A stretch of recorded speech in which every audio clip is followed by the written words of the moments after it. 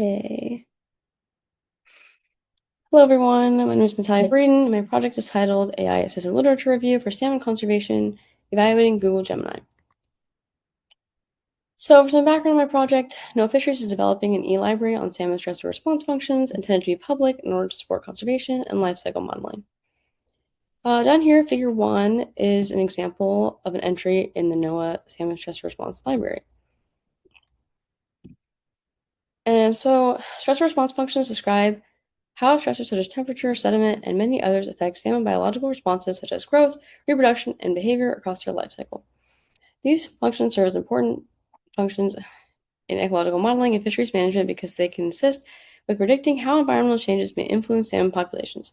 Compiling data for these SRF entries is very time-consuming and challenging, and the scientific literature is constantly growing, which makes it hard to keep up with. Additionally, NOAA Fisheries has been constantly dealing with recent budget cuts and faculty loss, making things even harder for them. So, AI tools such as Google Gemini offer a potential solution to this problem.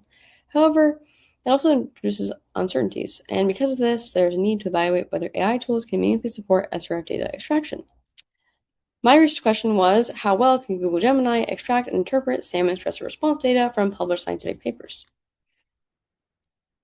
For my internship, I interned with NOAA Fisheries and worked on supporting the development of their e-library. Specifically, I was tasked with evaluating Google Gemini's ability to pull metadata from scientific research papers.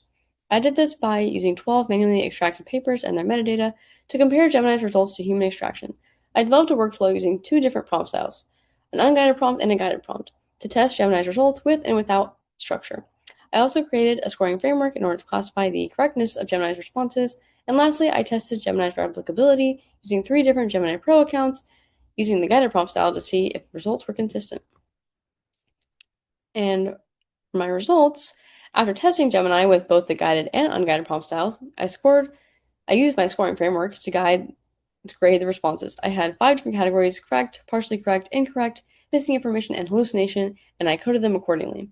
Then for both of these prompts, I would calculate the percentages by adding each of these categories per metadata field and divided that by the number of papers and multiplying by 100. The table here displays the change in the percentage of correct responses from Gemini between the unguided prompt and the guided prompt. These 8 metadata fields in particular have the most improvement between the unguided prompt and the guided prompt. Specifically, stressor scale shows the most improvement, increasing 83.33% in the number of correct responses. This line chart here shows the change more visually. Each line on this chart is one of the 25 different metadata fields I tested for and how much they improved between both prompts. I specifically highlighted activity and stressor scale here because they improved the most out of all these fields. I also highlighted location, river/creek, as it remained at 100% correct throughout my testing. And lastly, I highlighted location watershed because it is the only metadata field to have decreased in the number of correct responses. And after completing my internship, I discovered 3 major takeaways. Number 1, the guided prompt significantly improved the accuracy of Gemini's responses.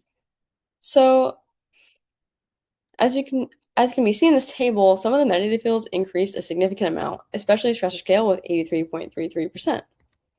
And in this line graph, we can see that 24 out of 25 of the metadata fields all improved in the number of correct responses between the unguided prompt and the guided prompt. My second takeaway was that replicability was consistent across my test with the 3 different Gemini Pro accounts, with only about a 5% variability. But something I found interesting was that my personal account consistently produced 1 to 2 more correct responses per paper tested.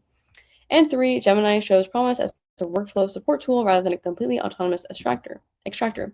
Again, this line chart shows that there's consistent improvement in correct responses, and careful integration of these tools may improve the ability to manage large data sets. Now, getting into broader significance, some of the benefits for NOAA Fisheries included that AI can reduce the time spent on manual extraction and can assist with developing this e-library even under their budget cuts. Some drawbacks for NOAA Fisheries are that AI is not 100% correct and it still makes mistakes. AI also uses a lot of water and energy per inquiry, although the specifics of this are not very well known, as the only report on Gemini's water and energy use has been done by Google themselves.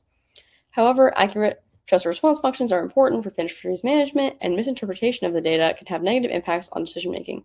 Again, Gemini has shown promise as a workflow support tool and is definitely not advanced enough to replace human expertise.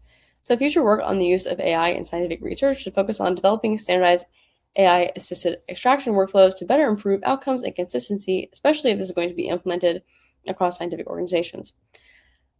I want to thank my site supervisor, Paxton Calhoun, my faculty advisor, Sebastian Rubiano Galvis, and my family and friends for all their continuous help and support throughout this process.